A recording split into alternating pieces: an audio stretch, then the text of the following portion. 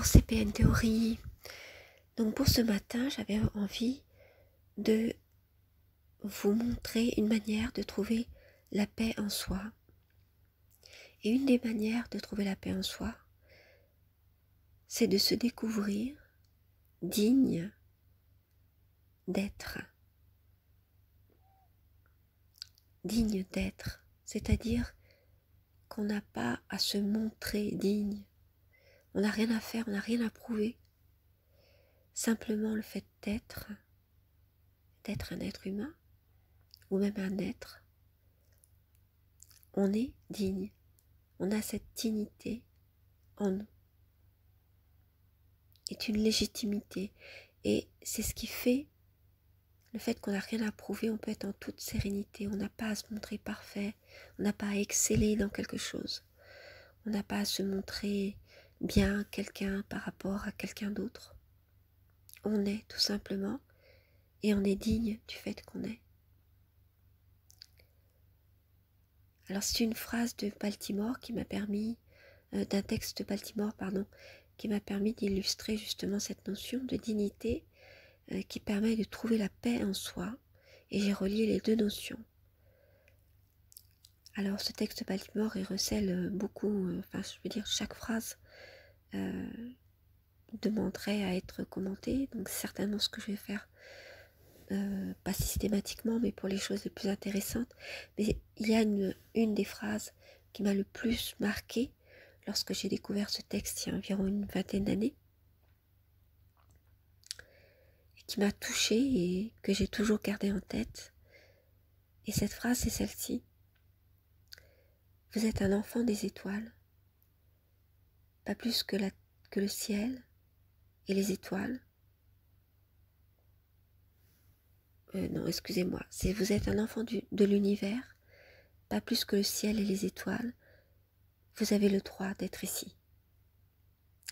Voilà, donc c'est quelque chose qui réconforte énormément, je trouve. Et je vous laisse sur l'écoute de cette chronique pour ce matin. À très bientôt. L'univers, pas moins que les arbres et les étoiles, vous avez le droit d'être ici. Et c'est cette phrase aussi, voilà, je suis un enfant de l'univers et j'ai le droit d'être ici. Et c'est ce que j'aimerais vous communiquer aujourd'hui. C'est cette dignité que vous avez à vivre et ce droit que vous avez d'être ici, donc de vivre comme les autres, y compris ces personnes qui pourraient nous sembler moins dignes. Donc, vous êtes ce que vous êtes, mais vous êtes ici. C'est-à-dire sur la terre. Puis vous êtes ici et maintenant, là où vous êtes, donc ne vous cachez pas. Marchez dignement, marchez la tête droite, sans pour autant être dans la fierté, mais soyez simplement dans la dignité. Ce n'est pas se montrer fier et orgueilleux que d'être digne. Se montrer digne, c'est simplement se dire « je suis digne d'être un être humain et de vivre ici, sur la terre, à cette époque, parmi les autres êtres humains. Je suis digne d'être un homme ou une femme. Je suis digne d'être un père ou une mère. Je suis digne d'être l'enfant de mes parents.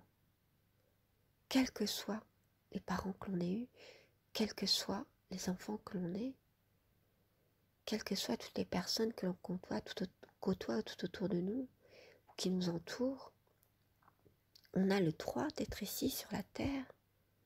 On est digne en tant qu'être humain et notre travail, notre mission, si on peut dire, ce qu'on a à faire, si on veut bien vivre et vivre en paix avec soi-même, avoir bonne conscience, disons, et donc c'est plus grand, vouloir être en paix avec soi-même, vous voyez, c'est plus grand que juste avoir bonne conscience.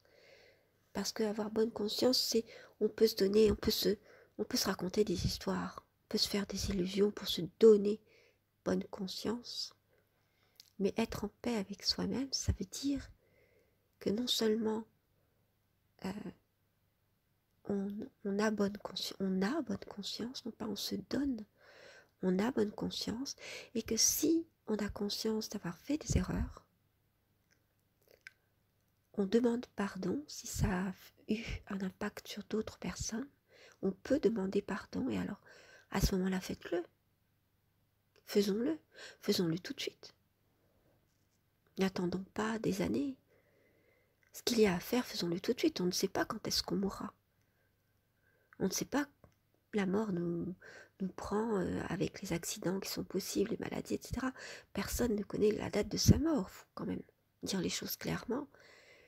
C'est pas être morbide de parler de quelque chose qui va arriver, puisque justement, c'est dans le sens de faire les choses bien, être en paix avec soi. Et alors, autant le faire maintenant, si vous avez à vous faire pardonner. Mais demandez-le vraiment avec la volonté du cœur, de vouloir vraiment être pardonné.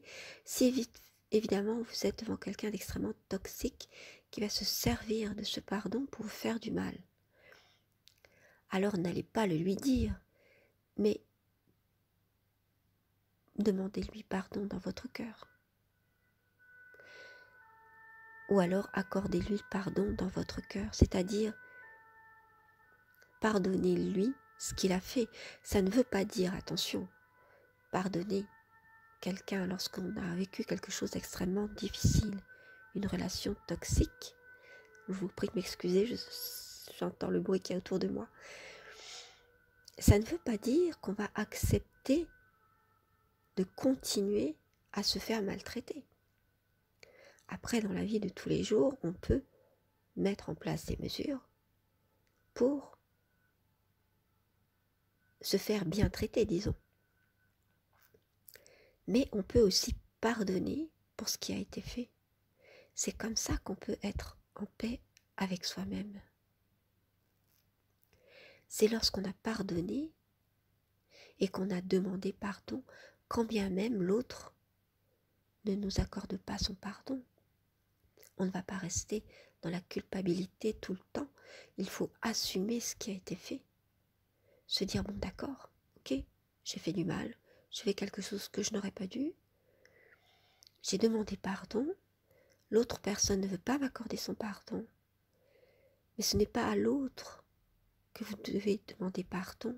En fait, c'est-à-dire que l'autre peut ou ne pas vous accorder son pardon, qu'il soit prêt ou pas, mais c'est plutôt à Dieu, à la divinité, à cette entité créatrice qui est au-dessus de nous, qui est créatrice de tout. Alors je ne suis pas dans le créationnisme en disant créatrice, je veux dire créatrice de tout, c'est-à-dire de tout l'univers, de tout ce qui s'est passé dans cet univers, dans quelle que soit votre conception des choses.